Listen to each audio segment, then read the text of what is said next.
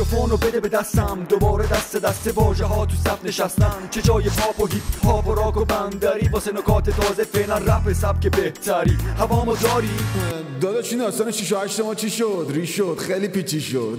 بابا میرسیم حشمت خان، عجله نکن. اگه 6 و 8 نداشته باشه ما نیستیم توی برنامه. مثلا نگاه اون آهنگ هست که میگه پارسال بهار دست جمعی رفتیم بیت ولایت. وایستا بابا، به اونم میرسیم.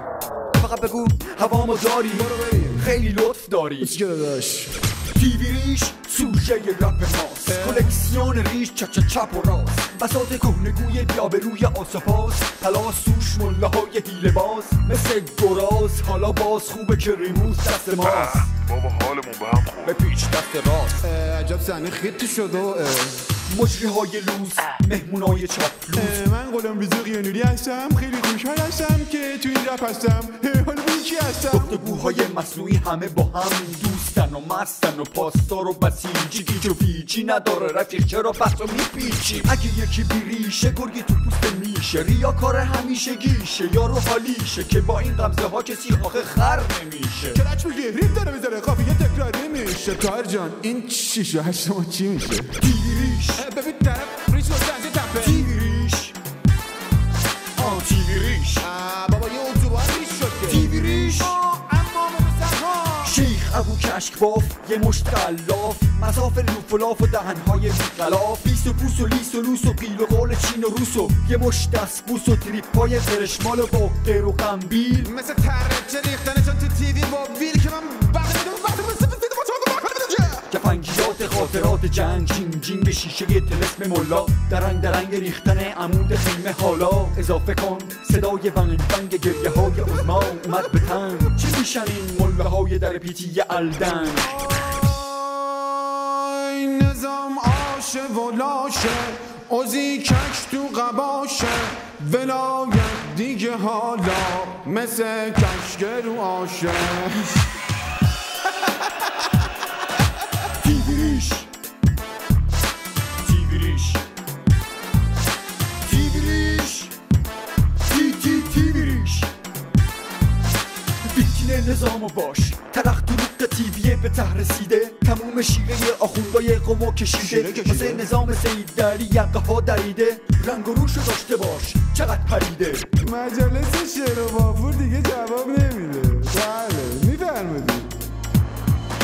هر کی آخون نباشه جاش جهنمه. این نقل مستقیم حدیث عممه که تو حوزم معممه. حرف و حدیث زیاده بابا، نگاه نکنه قیافمون جواده. اگه آسین کوتاه بیای بیرون گناهه، ولی زیر عبا هر چی بگیم مباح. اگه ذکر ولایت بکنی که ماه، نگو نماز جمعه به جهنم نمیرسی به شنبه. پول اگه داری خودشو بده به بنده، بقیه‌اش مال برج بعده. نیروی انتظامی به وظایف قانونی ذاتی خود در خصوص عفاف و حجاب عمل خواهد کرد. حجاب اسلامی که خب واجبه، اگه فحشی بدی به عظمای ما این دیگه میشه محاربه. تلویزیون ضد نظام ببینی که دیگه تمومه، به قول عظام بده توف درومه. اگه این ور و اون ور و بالا تا پایین نظامو بشوری نشوری، بزنی نزنی، بکشی نکشی، چه فرقی داره؟ آقا مسئله‌تونو به خیال جزیه داره. آره بسیجیشی سرباز گمنامی بشی یا لااقل واسه 2 قرون کولی بدی. حدیث دارم اگه که بیای تو شبکه یک خودتو همه هستی تو بدی به دست تیوی نظام بفروشی، پول خوبم میدن. الغرض نظام عظما رو بپا، اگه داره میشه کله پا، هر چی بخوای بهت میدن. کجا میری وایسا کجا؟ تیویریش تیویریش نخنجان شروع میشه. تیویریش تیویریش داد بزن.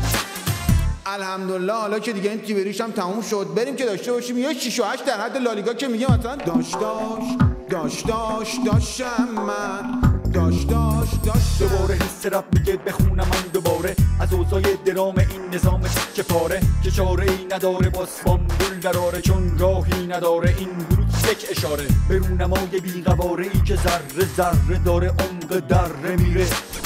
ترک پاک خلاص نکه، نداره دیگه توی خورجین چیزی نکه، نداره یاوری تو دنیا تکه نکه، درونشو ببینی پستر از سگ خاره، بیمهاره کینه داره.